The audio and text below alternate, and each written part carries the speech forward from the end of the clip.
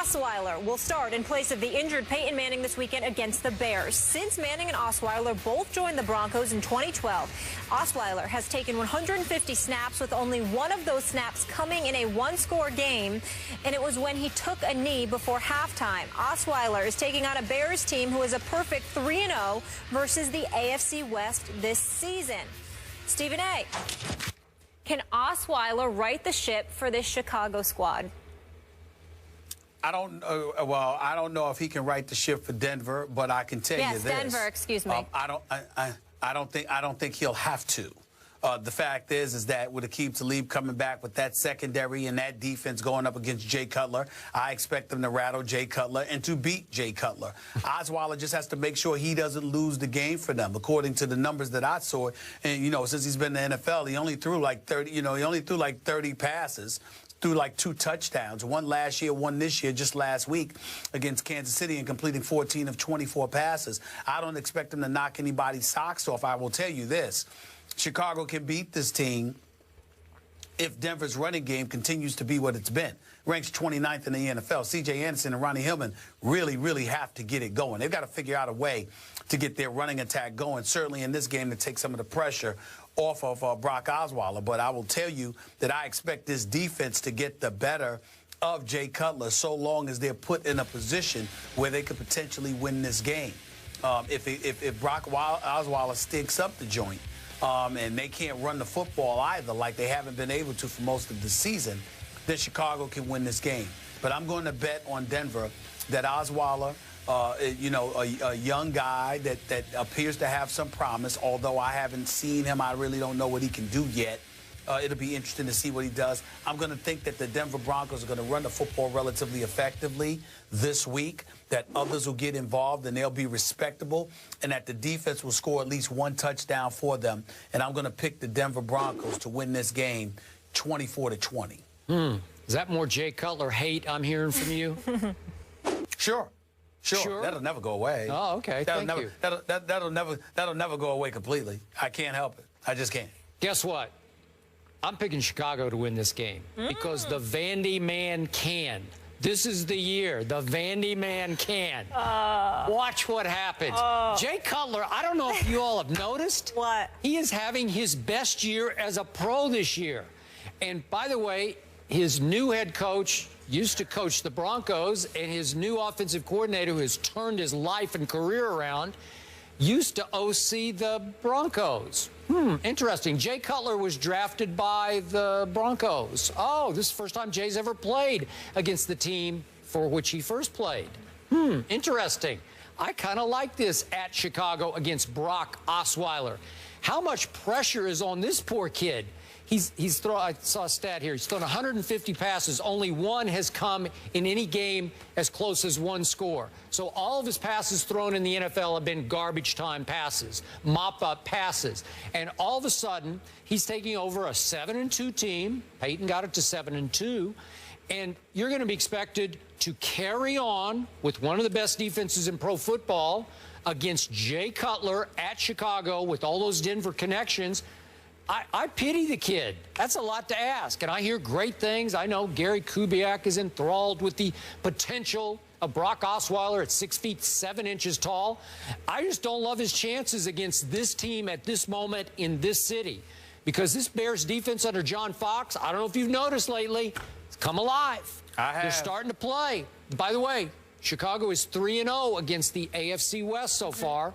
Not bad. I know they haven't played Denver yet, but they're about to with Brock Osweiler at quarterback. No offense, Brock, but this is tough duty here. Listen, that Langford kid from Michigan State has also come alive and brought the offensive alive. Matt Forte not happy about that. He thinks Chicago is sort of running him out of town, but come on, get over it, Matt. The kid's electric. He's given voltage to the offense. Jay Cutler seems to have grown up under Adam Gase. I don't know what's going on, but he looks like a star quarterback to me over the last 4 or 5 games. His QBR is by far the best he's had in his entire career, including the stretch in Denver under the great Mike Shanahan. I'm going with Jay Cutler, and I'm going with him convincingly. I'm going to go 27-17 Bears over Brock Osweiler. interesting that you say that. You got to remember, Chicago is fourth against the, I believe they're like fourth against the pass. I mean, I'm just wondering about them right now. I'm just looking at some of the guys in their secondary. You got Tracy Porter, Kyle Fuller. That's nothing to sneeze about. Amos and Antrell Rowe being there definitely has been an asset to them. I get all of that. And John Fox knows what he's doing. He so does. Defensively, they can do something. There's cause for concern. I'll give you that. Are you going to change your pick?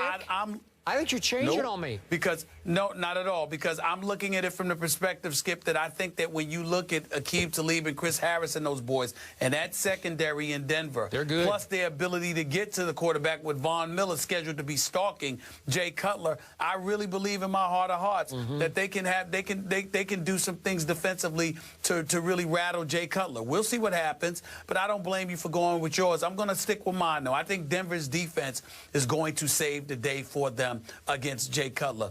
I refuse to pick Jay Cutler to win a game like this. I know it can happen, but it just ain't in me to do it, man. It ain't in me to do it. Love it. All right, so Stephen A. is rolling with Brock. Skip is going with Cuddy. The Bears are favored by 1 in this one, and everybody should be betting on Steph Curry. By the way, FPI favors the Bears. You believe in that? No, FBI? They do? I believe a little more in Vegas. They give them a 56% chance. Okay, so we're going FBI. It's a good shot.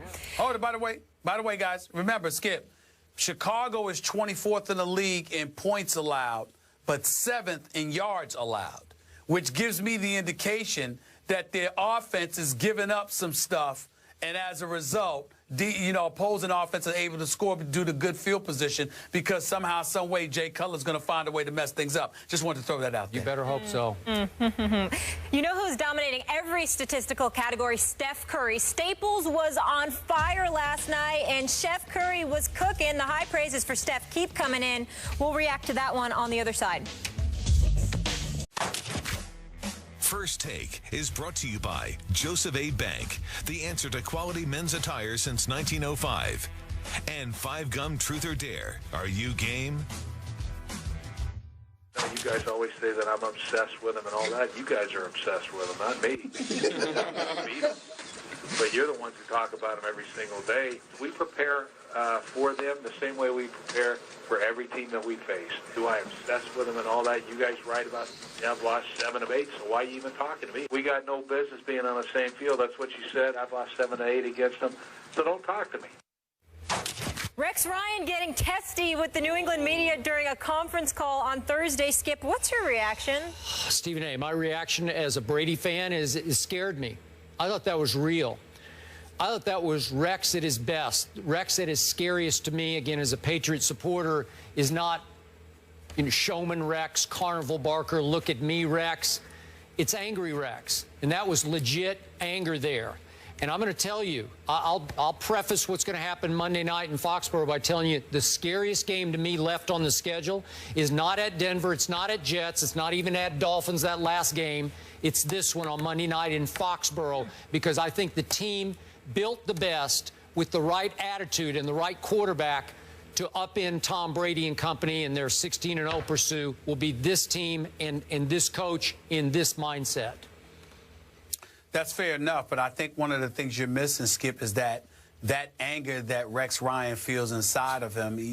He's a bit delusional, or trying to give off, delusions of grandeur when he talks about how he's not really paying attention, to the fact that, he's treating them like any other team.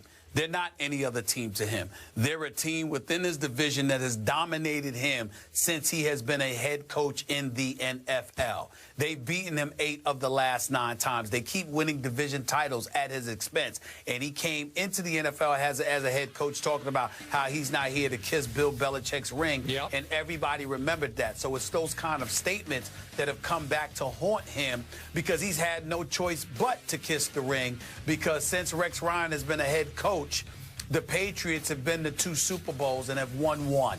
And they keep winning the division every year, where that's not the case for him. So they're not only successful, but they're successful on his watch, within his division. Yep. And all the bluster and bloviating has amounted to nothing. And nobody highlights that, the ineptitude of Rex Ryan, better than Bill Belichick and the Patriots. I hear you, but the one coach who has tormented Tom Brady over the years the most is clearly Rex Ryan. Now, he did bloviate ahead of the game early this year at Buffalo, and he got it stuffed right back in his face by one of the great Brady regular season performances of his entire career. But it was 40-32. Tyrod scored 32, some of them late. But Tyrod, I don't think he's afraid of Tom Brady in his own way. That's true. But they were down 37-13 before New England got a little lackadaisical. But three of those TDs, half of those total yards are from players that can't go. Julian Edelman, Dean Lewis. So we will see. Bingo. See you guys on Monday. Have a great weekend.